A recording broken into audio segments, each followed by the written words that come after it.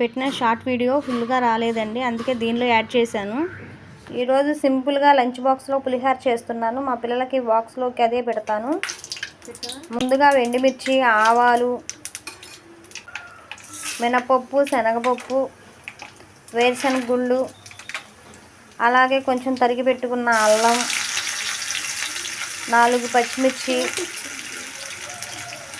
3 రెబ్బలు కరివేపాకు వేసుకుని ద్వారగా వేయించుకోవాలి.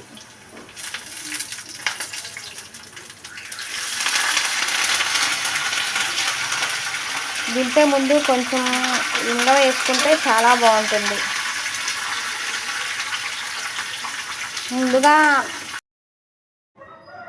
పసుపు, నూనె వేసి కలిపి ఉంచుకుని ఉడకబెట్టుకున్న చింతపండు కలుపుకోవాలి.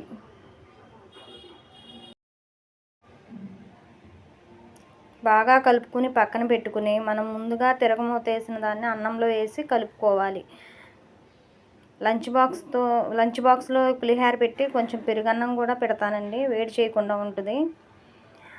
అంతా బాగా కలిపిన తర్వాత కొంచెం సాల్ట్ వేసి రుచికి సరిపడా వేసుకుని ఎలా ఉందో చూసుకుని కలుపుకో. థ్యాంక్ యూ సో మచ్ అండి.